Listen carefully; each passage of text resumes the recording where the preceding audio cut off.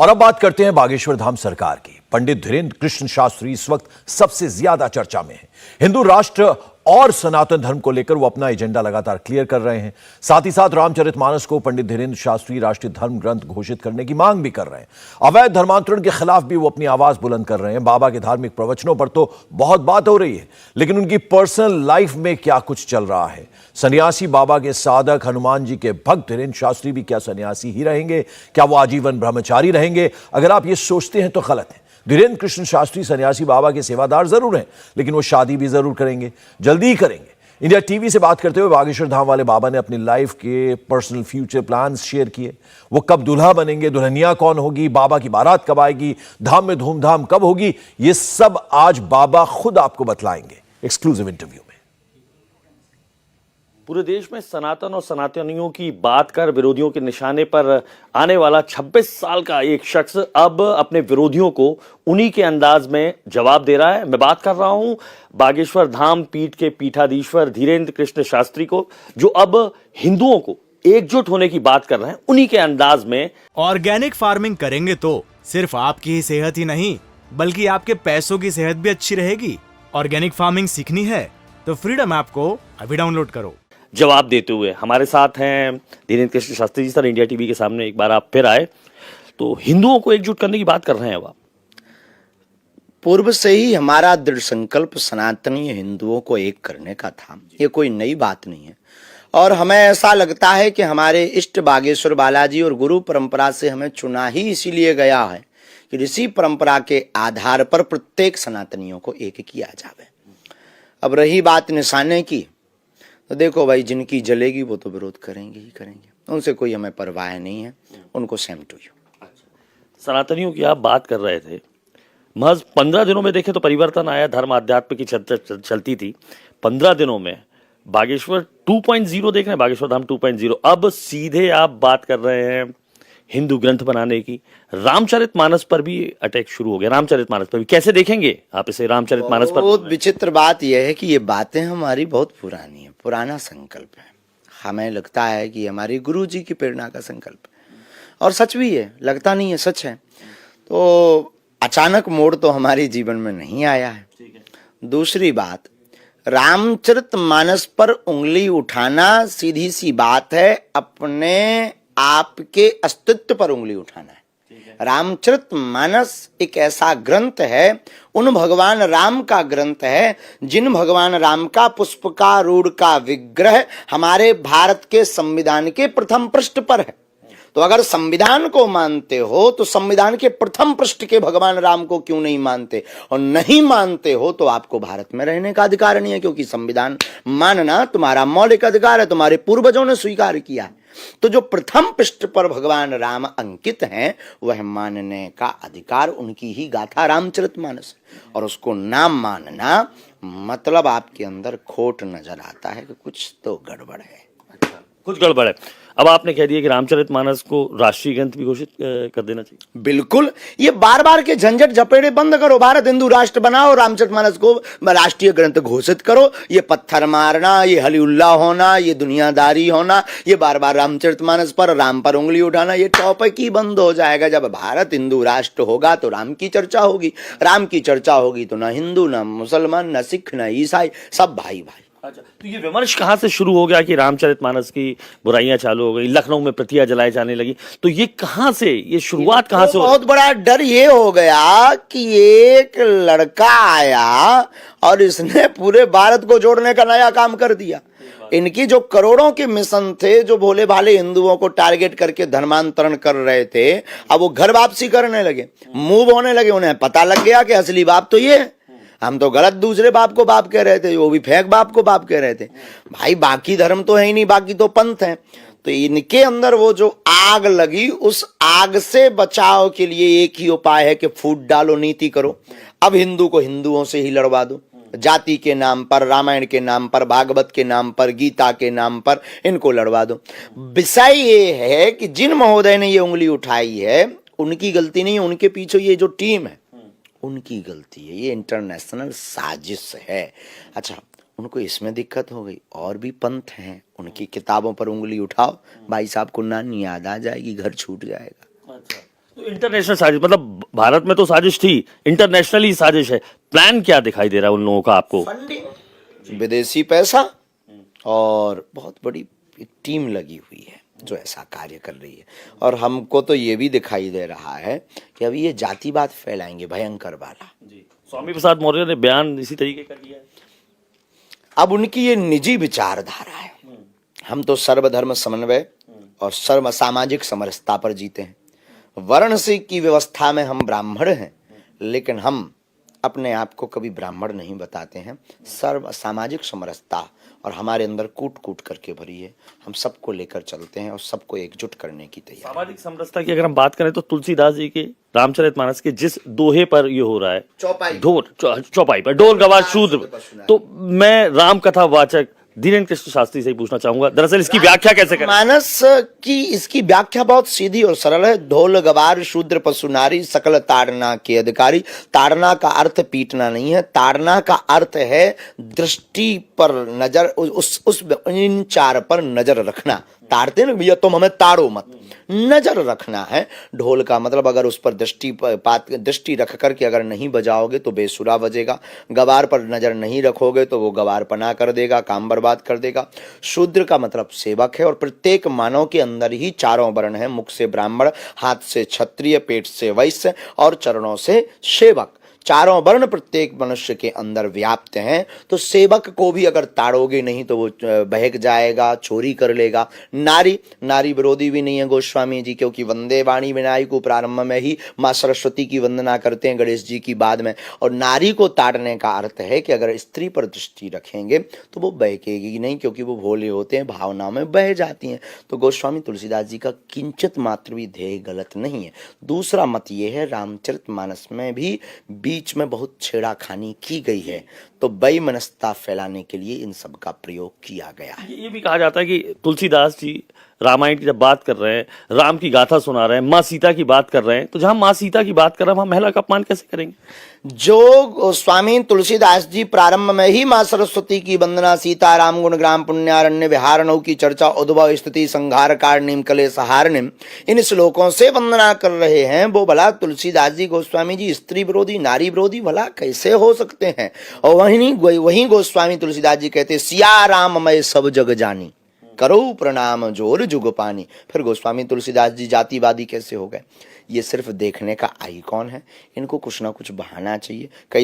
कुछ दिन बाद ये भागवत पर उंगली उठा देंगे, कुछ दिन बाद ये गीता पर उंगली उठा देंगे, और कुछ दिन बाद ये कह देंगे मंदिर बेकार है, कुछ दिन बाद कह देंगे भगवान है ही नहीं है, और इन्होंने तो अयोध्या के राम को भी नहीं माना। तो क्या करें हम सब हिंदू, सब ये सब छोड़ दें? आप जो बोल रहे हैं ये लोग, तो ये लोग कौन है? ये लोग जो ये उंगली उठा रहे हैं, ये लोग जो इनका सपोर्ट कर रहे हैं, ये लोग जो रामचरितमानस का खंडन कर रहे हैं, ये लोग जो रामचरितमानस को हमारे भारत की संस्कृति को जलाने का, तोड़ने का प्रयास कर रहे हैं, ये लोग वामपंथी, ये लोग मतलब धर्म विरोधी, ये लोग मतलब रावण के खानदान के बड़े नेता हैं। एक उन्होंने भी कहा है, योगी आदित्यनाथ से ही कह दिया है कि शूद्र की व्याख्या अब आपको करनी पड़ेगी। राजनीतिक व्यक्ति पर हमारा कोई टिप्पणी नहीं होता है, सिर्फ अध्यात्म पर। राजनीति से हमारा कोई लेना देना। तो आपको लगता है ये हिंदुओं को आपस में तोड़ने की भी एक साजिश चल रही है? आपने बोल भी रहे हैं लगातार कि चलेगा कैसे अगर वो हिंदुओं को तोड़ेंगे नहीं? अंग्रेजों ने फूट डालो नीति की, अब इनको अगर राज करना है तो ये हिंदुओं को फोड़ेंगे। क्यों? क्योंकि इनको डर लग गया है कि अब सब महात्मा सबको जोड़ने लगे हैं, प्रत्येक सनातनी एक होने लगा है। एक हो जाएंगे तो सनातनियों के कारण से भारत हिंदू राष्ट्र बन जाएगा। तो इसके पीछे एक बहुत बड़ी टीम है। अच्छा, आपने लगातार लव जिहाद की बात भी की, धर्मांतरण की भी बात की। कुछ मुस्लिम लोग भी सामने आए, वो कह रहे हैं कि धर्मांतरण की बात तो आपके यहाँ भी हो रही है। घर वापसी धर्मांतरण नहीं है। हम तो बुलाने नहीं जाते, हम तो ऐसा कहते नहीं कि एक व्यक्ति को छुओगे 25 को करंट लग जाएगा, करके गिर जाएंगे। हम तो ये सब करते नहीं है। हमने धर्मांतरण की कभी बात नहीं की, हमने सनातन धर्म में घर वापसी की बात की। धर्मांतरण ये कहलाता है चमत्कार दिखाकर, ट्रिक दिखाकर, पैसा देकर, लालच, भय, बस ठीक हो जाने के नाम पर तुम धर्म बदल कर हमारे में आ जाओ, ये धर्मांतरण है। और कोई अगर देख कर आ रहा तो ये घर वापसी है। तो सनातन में घर वापसी होती है, धर्मांतरण सनातनी कभी करते ही नहीं है, जरूरत ही नहीं है। छत्तीसगढ़ के कांग्रेस के नेता तो कहते हैं आप सबूत अगर ऐसे बता दें आप कि वो कोई धर्मांतरण हो रहा हो। इस पे हमने कहा अच्छा ठीक है, तो पॉलिटिक्स से इतर आए। आपने मध्य प्रदेश में भी धर्मांतरण ऐसे देखे लगातार उनका? 360 परिवारों की घर वापसी करवाई, पुनः करवाने जाना। बिल्कुल। किस तरीके से ये लोग क्या करते हैं, हॉस्पिटल के नाम पर, दवाई के नाम पर ये लोग कोई जल सिद्ध करते हैं। उस जल में उनका कहना है कि जो डुबकी लगा, बैप्टिज्म कहलाता है, जो बपतिस्मा। अब भगवान जाने, हमें तो इन 3-13 में पढ़ना नहीं है, पवित्र मुंह से नाम भी नहीं लेना है हमें। तो वो जो है उस जल के माध्यम से तीनों लोगों की दर्शन करवाते हैं। अब भगवान जाने जल में क्या है, ईश्वर जाने। और कोई मोर पंख से सब फूफा कर देता है। तो इन लोगों ने स्वांग रच के अपने प्लांटेड लोग रखते हैं, एक को छूते हैं तो वो 25 को करंट लग के वो गिर जाता है। उनको दिए जाते हैं 200-200 रुपया कि तुम्हें गिरना ही है, हम छुए हो तुम्हें गिर पड़ना है। तो वो गिर पड़ते हैं। अब बेचारे भोले भाले हिंदू लोग, उनने देखा कि वो ऐसे कहते फू, रूमाल से भूत निकाल देते। वो रूमाल छुपाओ और भूत बाधा खत्म, पानी पियो कैंसर खत्म। आगे को लगो हम मंत्र चिकित्सा प्रयोग करके जो प्राचीन पद्धति है उसमें भी कई बार कैंसर ठीक नहीं हो पाता, फिर बता दे भैया दवा लो साथ में और दुआ लो तब ठीक हुई है। लेकिन भी तो खान लगा पानी भर पी लो और बिल्कुल बिल्कुल ठीक हो जाए। और हद ये है कि एक बार में हंसी आ रही थी कि जो दूसरों को चला रहे थे उन्हीं के एक गुरुजी हैं, वो जो व्हील चेयर पे चल रहे थे। हाँ, तो हमने खबर भिजवाई एक सज्जन से कि वो जो तुम्हारे पंथ के गुरुजी हैं उनसे कहो कि वो तुम्हारा जो लौंडा है वो दूसरों को ठीक कर रहा है, ये जो काय को व्हील चेयर पे चल रहा है नहीं को ठीक करवा दो। हम कभी दावा नहीं करते, अगर ये टिप्पणी हम पर उठाई जाए हम कभी दावा नहीं करते कि हम ठीक कर देंगे, हम अपने इष्ट से प्रार्थना करते हैं। तो ये भोले भाले लोगों को प्रायोजित ढंग से पैसा देकर, लालच देकर, गरीब लोग हैं वो बेचारे आ जाते हैं तो वो धर्म परिवर्तन कर लेते हैं। तो आपको मारने की धमकियां भी मिल रही हैं, तो धीरेन्द्र ब्रह्मचारी को मारने की कोशिश क्यों होगी, क्यों? अब इसीलिए क्योंकि उनके मिशन में हम ही सबसे बड़े रोड़ा हैं। उनकी एक तो बजरंगबली थे, उनने रावण की लंका में आग लगाई थी, एक हमने उनकी लंका में आग छुपा दी। इनकी जितनी लंका जितने अस्तित्व थे, इनके अस्तित्व चमत्कारों में थे। अब वो चमत्कार हमने बता दो कि असली बाप जो आए बागेश्वर, अपने हनुमान जी कौन कमा है, और देवता चित्त न धरी, हनुमत से ही सर्व सुख करी, रामदूत अतुलित बलधामा, हमने कहा देख लो जो है तुम्हारा बाप। अब उनके भी जितने सिस्टम हथे भी हो गए फेल। अब फेल हो गए, सो जो धर्मांतरण कर रहे थे वे सब समझ गए कि असली बाप तो ये है बालाजी, बेफिजूली में अपन को तो पाखंड में ले जा रहे थे। तो अब जो है उनको डर लगा कि हमने करोड़ों खर्च किए और एक 26 साल का लड़का आया और पूरा पानी फेर रहा है। तो बोले एक काम किया जाए, बोले पहले इसे फंसाया जाए। तो इन्होंने क्या किया, एक प्रायोजित ढंग से चुनौती दी। अब इन्होंने स्वांग रचना, अभी तो और चुनौतियां, ये नए प्रायोजित ढंग से फंसाएंगे। अब इन्होंने कहा ये ऐसे नहीं मान रहा, लड़का बहुत खतरनाक है। अब खतरनाक क्यों ना हो, जिसका गुरु बलवान चेला पहलवान, तो अपने ऊपर तो बालाजी को हाथ है, तो ये तो लंका तक शंका नहीं, हमें कौन डरने, हमें ठटिया मारने, नाक हमें काट देने। अब इन्होंने कहा क्या किया जाए, बोले इसको डरवाने के लिए एक काम करो, धमकी दी जाए। हमें नहीं दी, हमें देते हम पहले ही टटरी बार देते, हम कहते न कटा तू अपनी तैयारी कर रहा हो। तो वो परिवार में हम थे बाहर रायपुर कथा में, परिवार में एक भाई हैं चाचा के, उनको फोन लगाया कि ऐसी ऐसी बात है। तो हमें तो लगा जब उन्होंने पूरा करवा दिया और लिखवा दिया, अच्छा वो सब लोकेशन निकल गई, हमने सब करवा दिया है, वो सब निकल आएंगे। लेकिन धमकियों से धीरेन्द्र कृष्ण डरने वाला नहीं है। हाँ, अभी तो हम उनके मूड पर झंडा गाड़ने वाले हैं, शांत थोड़ी बैठना है।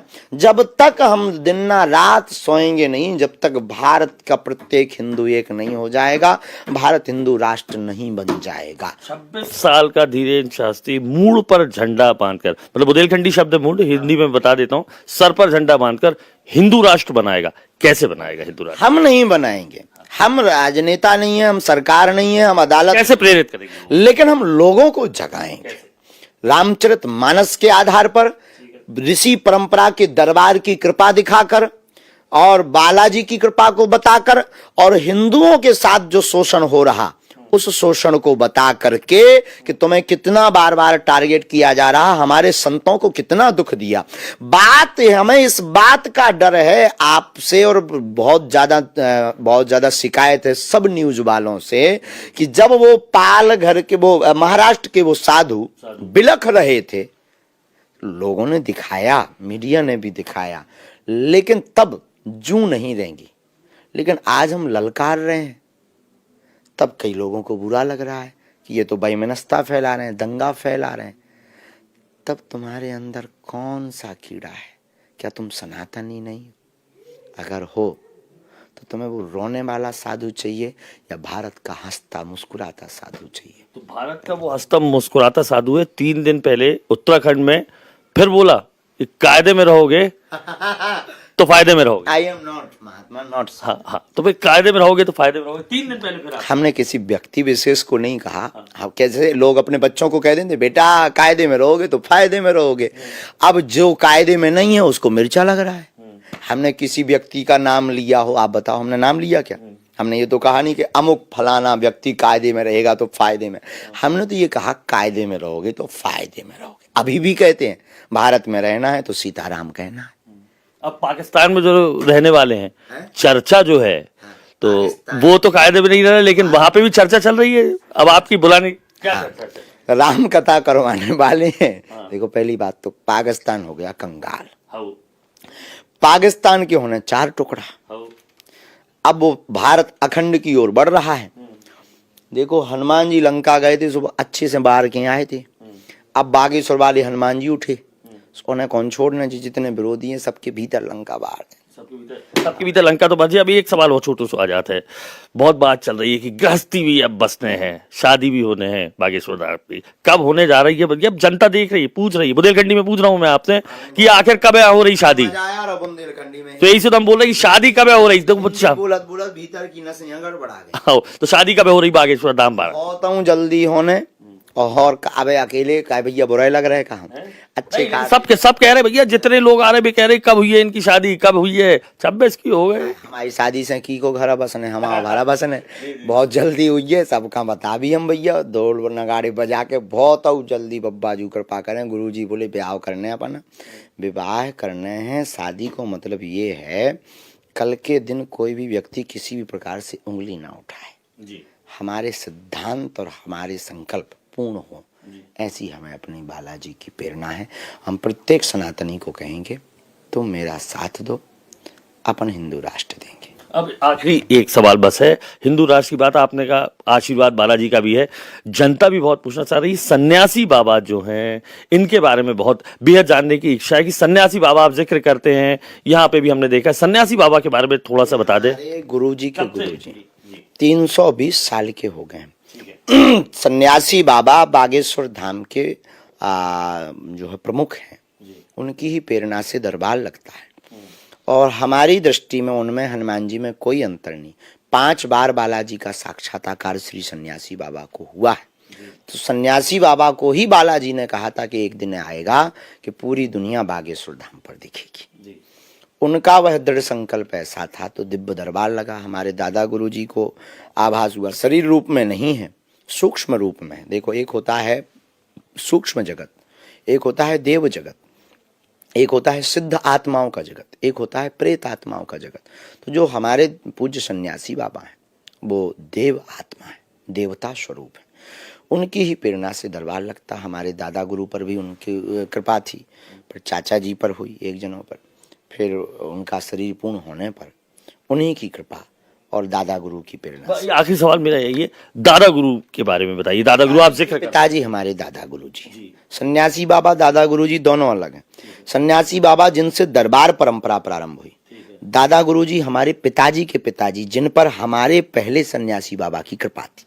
ये हमारे वंश में चल रहा है दरबार। एक ना एक दरबार में बैठते रहते हैं। सन्यासी बाबा भी बैठे, फिर दादा गुरु जी भी बैठे, फिर कुछ दिन चाचा जी भी बैठे। जो तीसरी पीढ़ी में कबाड़ी आओ कहा, और जो ऐसो बैठो कि अब दुनिया के जो धार्मिक विरोधी हैं उन्हें उठावे की तैयारी करवा। एक और छोटा सवाल पूछ लें। अब कवाड़ी कहा तो आप अपने आप का बुंदेलखंडी में पूछ रहे, तो आप सब पगला का बुलाओ तो सब पगला का, तो जो पोटली में कहा है और मुकदर में कहा है, जो बताओ पोटली में कहा है ऐसा? पोटली में माला, मुकदर बालाजी को निशान। अब दुनिया है अपनी अपनी दृष्टि से देखते रहते हैं। हम कहीं एक टक देखने लगे तो लोगों को लगता है यहीं देवता लटका रखे। नहीं, हमारे पास कुछ ऐसा नहीं, सीताराम भले। लेकिन आप फिर एक आपके पास जो है वो एक कन्या विवाह भी आप करा रहे हैं। अब तक कितनी बार ये करा चुके हैं, कितने लोग? जी 4 बार हो चुका, ये 4th बार होना है। 3 बार हो चुका। 100, 50, 51 और 21 बेटियों का विवाह प्रारंभ में हुआ, फिर 51 का, फिर पिछले साल 108 का, अब इस बार 121 बेटी। चिन्हित कैसे करते हैं, किनको लाना है, कहाँ से, क्या क्या सिस्टम? बागेश्वर धाम का मंडल है, मंडल को सेवा दे देते हैं। जिनके माता पिता नहीं है, घर जाकर निरीक्षण करवाते हैं बेटियों का, तो घर पर वो जाते हैं, निरीक्षण करते हैं। मंडल है, हम तो कहवार देते हैं, जयकारा लगा देते हैं। सब बच्चे से मंडल जोड़ करके उनको चिन्हित करता है कि पात्र हैं या अपात्र हैं। जिनके माता पिता नहीं, दीनहीन है, कोई सहारा नहीं, उन बेटियों का घर वर वही देखते हैं। पूरी व्यवस्था बागेश्वर। ऑर्गेनिक फार्मिंग करेंगे तो सिर्फ आपकी ही सेहत ही नहीं बल्कि आपके पैसों की सेहत भी अच्छी रहेगी।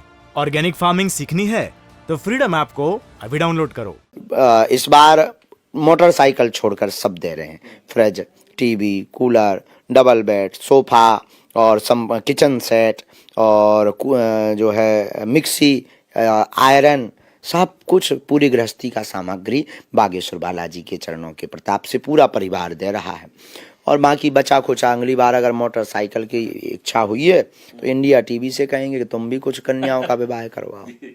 तो ये थे हमारे साथ बागेश्वर धाम के पीठाधीश्वर धीरेन्द्र कृष्ण शास्त्री जी। अंदाज अब भी वही है, हालांकि जान से मारने की धमकी हो या इंटरनेशनल साजिशों की, मुस्कुराहट कम नहीं हुई है। विरोधियों को भी वैसे ही जवाब देते हैं और तमाम न्यूज चैनल्स को भी उसी बेबाकी से जवाब देते हैं। राष्ट्रीय ग्रंथ घोषित करने की बात कर रहे हैं रामचरितमानस पर, और रामचरितमानस पर खुलकर बोल रहे हैं और उनका साथ देने अब तमाम, चाहे उमा भारती हो या योगी आदित्यनाथ हो, तमाम लोग सामने आ रहे हैं। और अगली बार भी हम बहुत जल्द बागेश्वर धाम के पीठाधीश्वर से इसी अंदाज में मिलेंगे। मैं अनुराग अमिताभ, इंडिया टीवी के लिए प्रदीप त्रिवेदी के साथ, गांव गढ़ा, छतरपुर जिले से। इंडिया टीवी हर वक्त हर जगह डाउनलोड करने के लिए सर्च करें India TV news Google play store या ऐप स्टोर पर।